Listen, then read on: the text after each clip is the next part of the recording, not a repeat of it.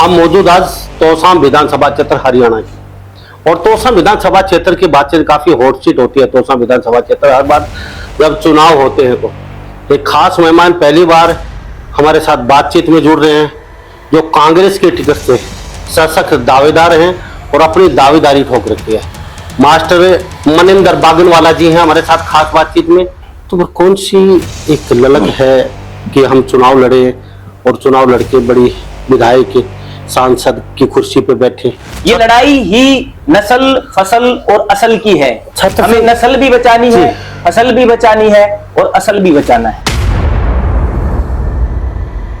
तो आपके पास क्या है ऐसा जो आप चुनाव लड़ने चल पड़े, आपको टिकट मिल जाएगी इतनी आसानी से? देखो, हमारे पास जो चीज है वो है सच्चा दिल। हमारे पास जो चीज है वो है भाईचारा। हमारे पास जो चीज है वो है हमारा व्यवहार। हम लोगों के बीच में जाते हैं, लोग बताते हैं फलाना भी आया था, ढिगड़ा भी आया था, लेकिन मास्टर जी आपके साथ आधे घंटे बैठने में ये लगा कि अपनापन महसूस हो रहा है। लोगों को लगने लगा है कि ये हम में से ही एक है और हमारे ही जैसा है।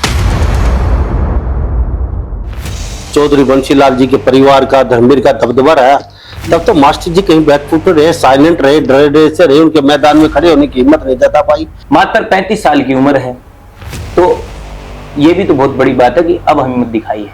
हम समाज के लिए 12 से 10 साल लगे हुए हैं, जो उन लोगों की जिम्मेदारियां थी उनको निभा रहे हैं। जब इनको किरण चौधरी जी को बोलना था किसानों के साथ अत्याचार हो रहा है, उनकी भूमिका हम निभा रहे थे टिकरी बॉर्डर पर। क्या चुनाव में खड़ा होना ही दमखम दिखाना होता है? लोगों के बीच में उनके मुद्दे उठाए हैं। तो सामाजिक नेता तो हम पहले से ही। एक जो पॉलिटिकल वैक्यूम देश के अंदर और हरियाणा के अंदर हो रखा है, तभी तो ये बड़े बड़े गढ़ ढहे जा रहे हैं। लोगों से बदबू आने लग गई इन लोगों को। इनका खुद का संघर्ष नहीं रहा, क्योंकि ये महलों में पैदा हुए हैं। आप दीपेंद्र भाई का एग्जाम्पल लो, उनसे तो लोग नहीं चिढ़ रहे, क्योंकि चाहे चुनाव हो या चुनाव ना हो वो लोगों के बीच में रहते हैं। और ना ही दीपेंद्र भाई को ये मानते कि ये बड़े नेता का बेटा है, क्योंकि लोगों को लगता है अपना है। दीपेंद्र भाई की तरह मैदान में रहते तो गढ़ नहीं ढह जाते। टिकट देना, लेना, मिलना वो आगे की बात है। हमारा काम है मेहनत करना, लोगों के मुद्दों की आवाज उठाना। वो पार्टी का काम है, वो हुड्डा साहब का काम है। वो जिसके ऊपर हाथ रखेंगे सर्वमान्य रहेगा। लोग बता देंगे, टिकट का समय आएगा, लोग बता देंगे कि हमें ये चाहिए, अपने आप बता देंगे लोग। हमने तो वो चीज सीखी है, किसी ने इतनी लाइन खींची है ना, उसकी लाइन को मत मिटाओ, उससे लंबी खींचो। हम ये लंबी लाइन खींचने में लगे हुए। एक बोलेगा इसके वोट नहीं डालने हैं, अगले चुनाव में वही कह रहा है इसी के डालने हैं। तो लोग बाग परेशान हो चुके हैं इस दल बदल की राजनीति से। वो चाहते हैं ऐसा व्यक्ति हो जो उनके संघर्ष के टाइम में पहले भी खड़ा रहा हो और आगे भी खड़ा रहे।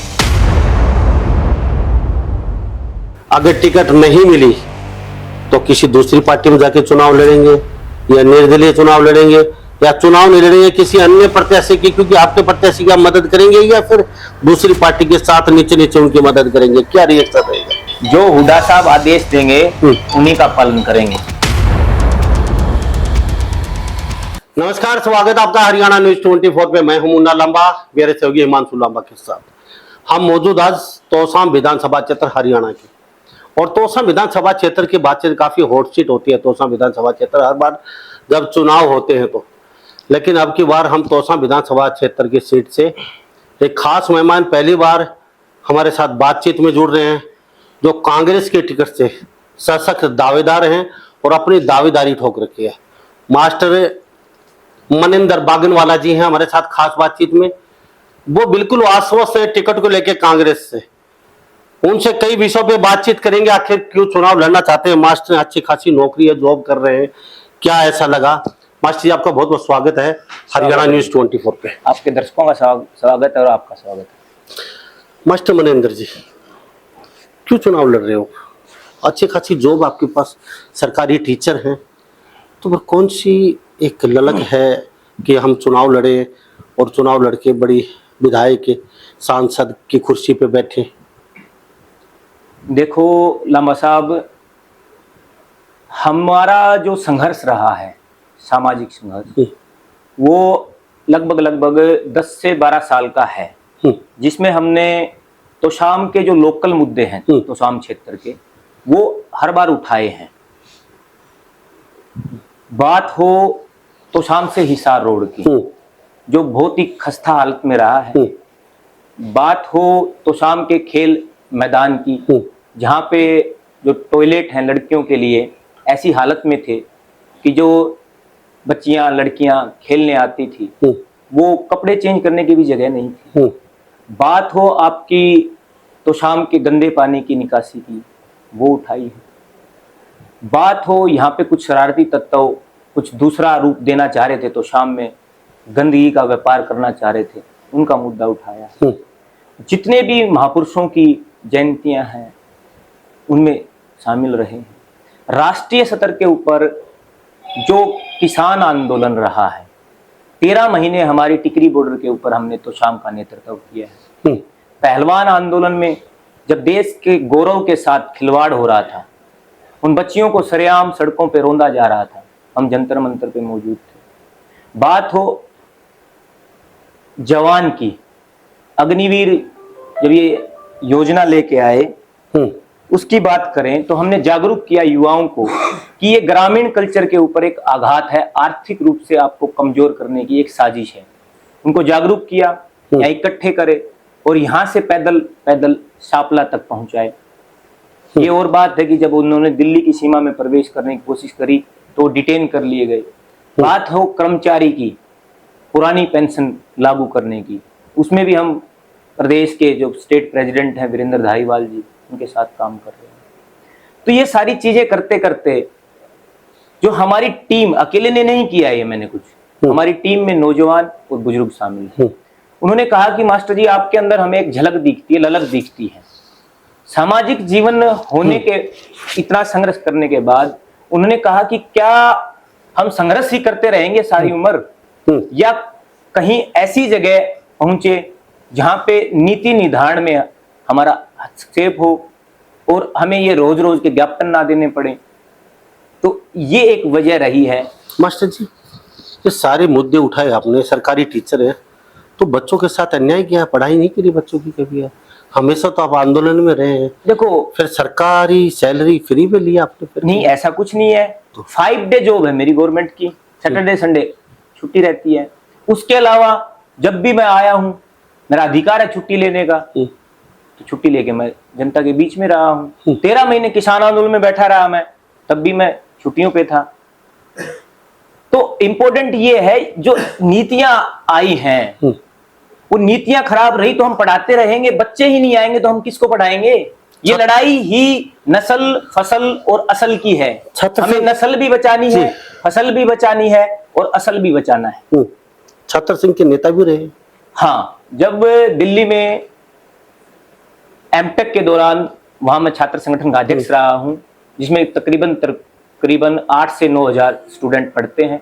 अब तो 12-13 हजार तादाद होगी है। वहां पे 300 एकड़ का कैंपस है शाहबाद बवाना के पास। तो वहां पे 1 साल में छात्र संगठन का अध्यक्ष रहा।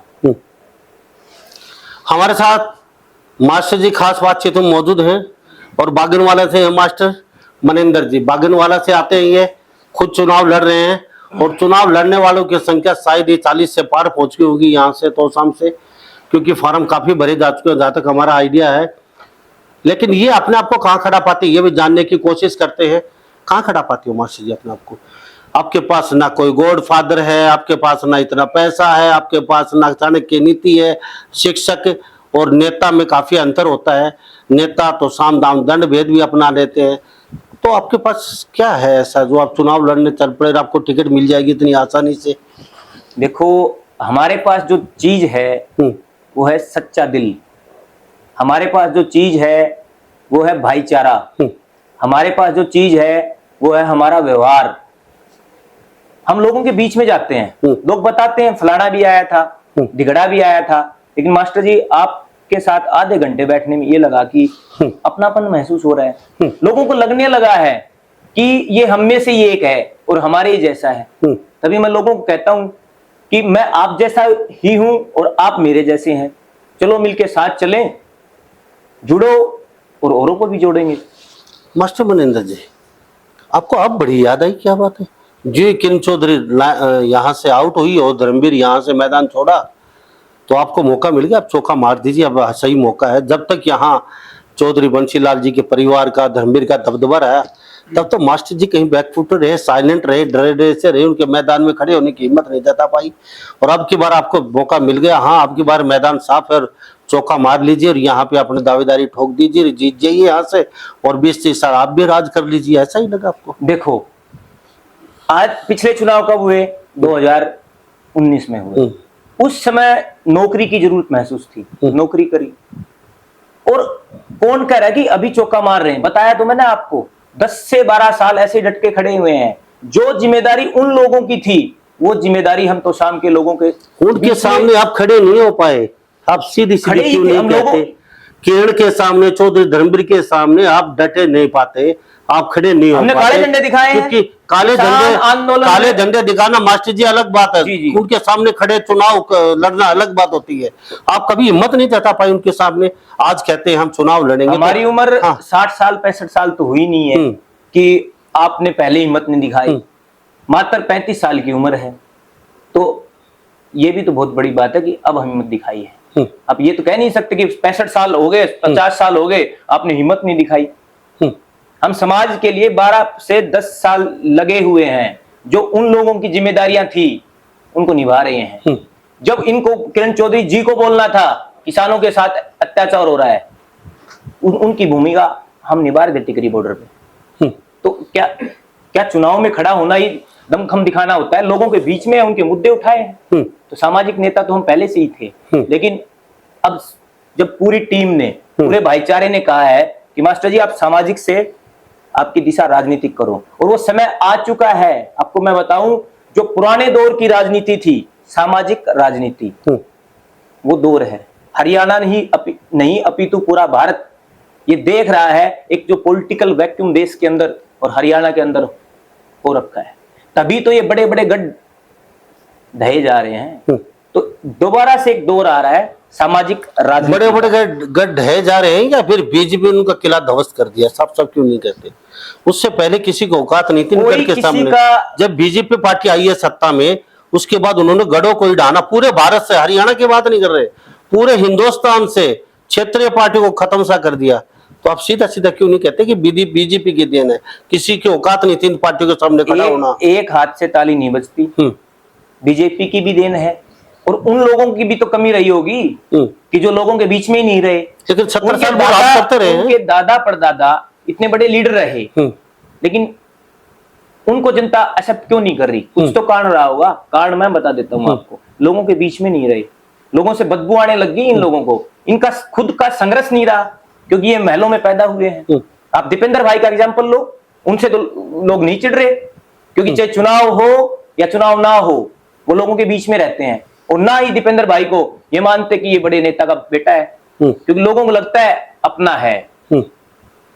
तो दीपेंद्र भाई की तरह मैदान में रहते तो ये गढ़ नहीं ढह जाते। ठीक है मास्टर जी, एक छोटा सा सवाल करके मैं तोसाम के मुद्दे पर लौटेंगे। पहले तोसाम की बातचीत करते हैं।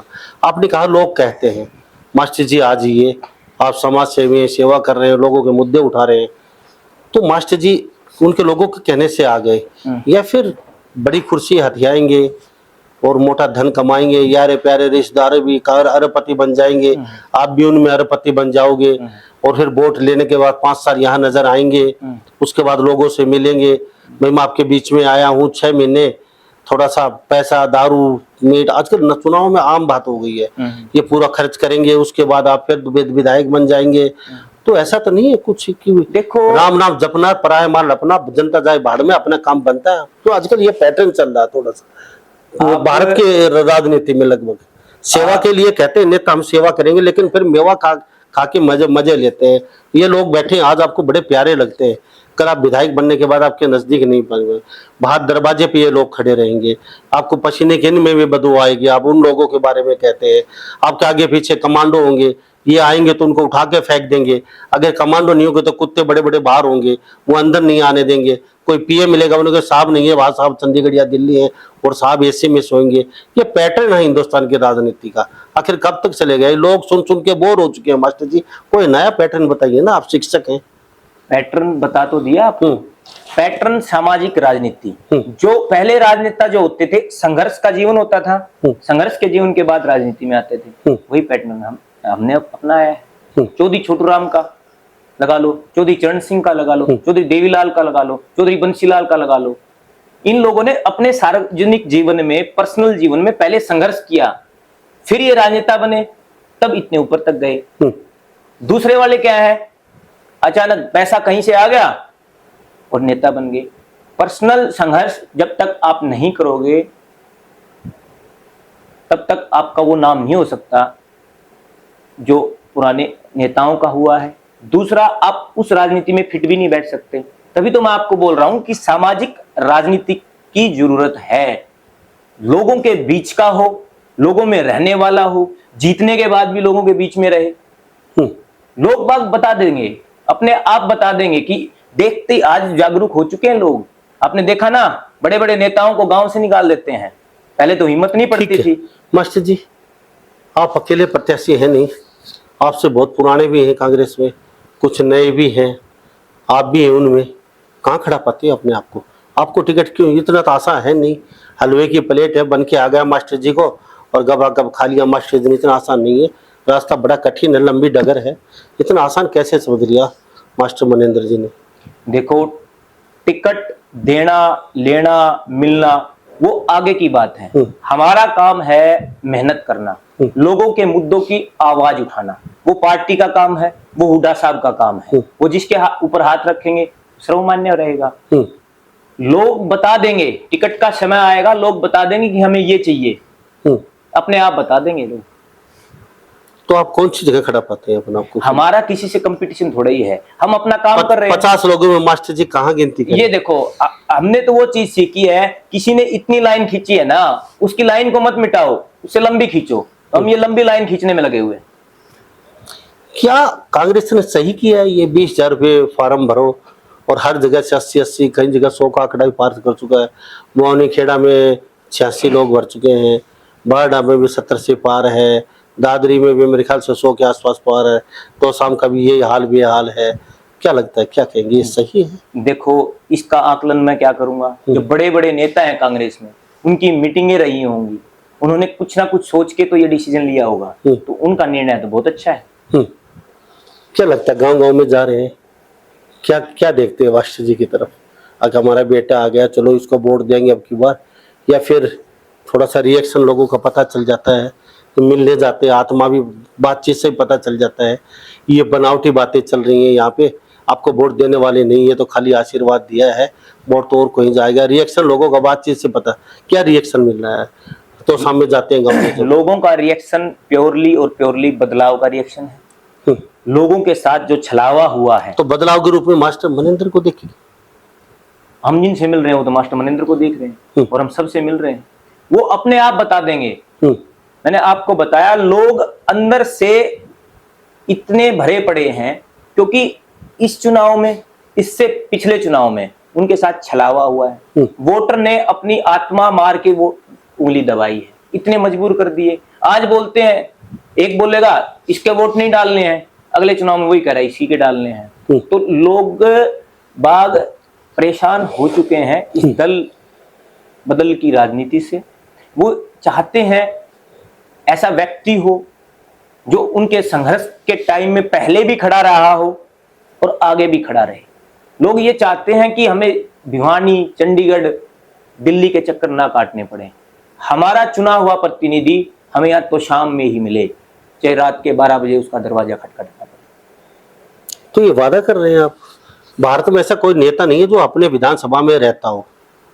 आज तक अपनी लाइफ में 70 साल में ऐसा नेता देखा है कोई?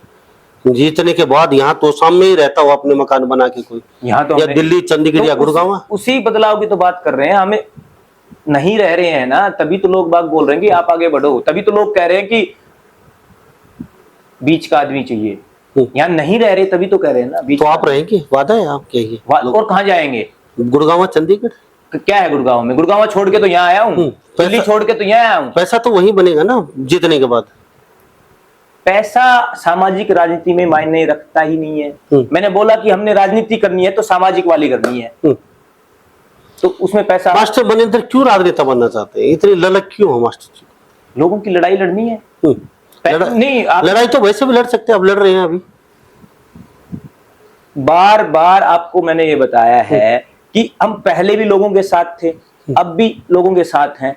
जो छलावा इन लोगों के साथ ये लोग कर रहे हैं, कोई किसी को तो पहल करनी पड़ेगी कि हम रोकेंगे भाई इनको। छलावा क्या? नूरा कुश्ती? नूरा कुश्ती भी है। हाँ। और जीतने के बाद कोई मिलता ही नहीं है। आपने तो बताया कि 70 साल से कोई रहे नहीं, तो यहाँ की नहीं पूरे हिंदुस्तान की बातचीत कर रहे हैं। नेता सब चंडीगढ़ या बाहर रहते हैं। कई नेता सब ने पूछा है पर्सनली, वो कहते हैं यार लोग कान पका देते हैं, रात को 12 बजे भी घंटी बजाते हैं, रात को 6 बजे भी, 10 बजे भी। हमारी भी लाइफ है, हम भी चैन से रहना चाहते हैं। यहाँ रहेंगे तो लोग चैन से नहीं रहने देंगे, इसलिए बाहर जाना पड़ता है हमें। तो आपको भी यहाँ चैन से नहीं रहने देंगे। जिन नेताओं ने बोला है आपको ऐसा, हाँ। तो वो तो उनकी बात है, हम हमारी बात बता सकते हैं।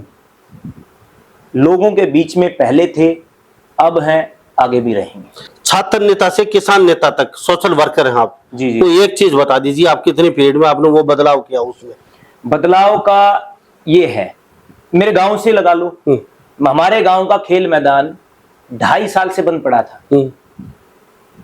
चाहते तो नेताओं को फोन मिला के भी कह सकते थे, अपने बलबूते पे उसको दोबारा स्टार्ट करवाया। उस ठेकेदार का पता करवाया, कितना ठेकेदार है भाई वो बोला, बड़ा ठेकेदार बोला मैं तो छोटा के दे रखी है।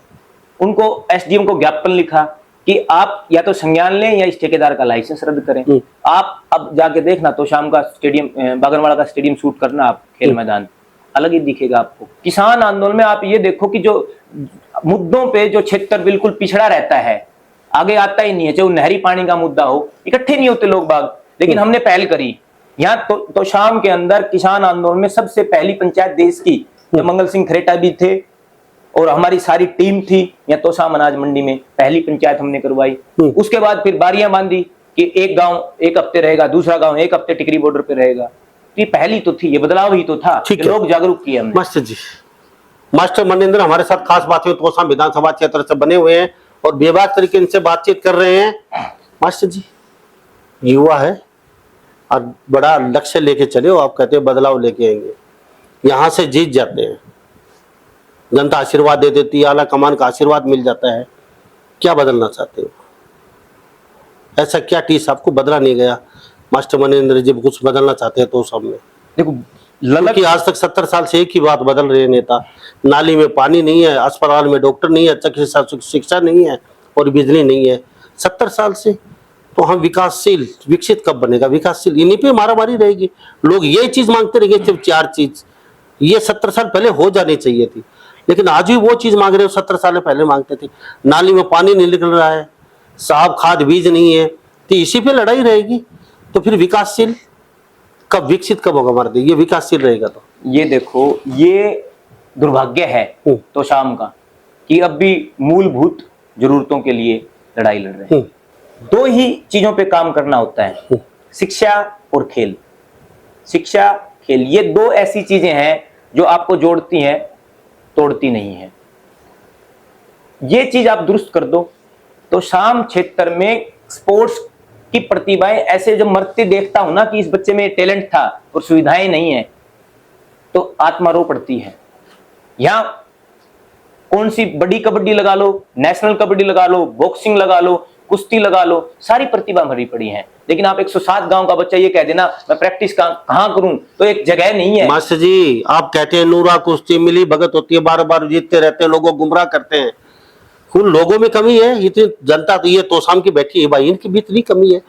वो लोग कहते हैं कुछ नहीं किया 70 साल से, हम यहीं पे अटके पड़े हैं। तो बार बार वो लोग जीतते आ रहे हैं, या तो जनता में कमी है, या उन लोगों में कमी है, या वो लोग अच्छे हैं, या फिर जनता खराब है।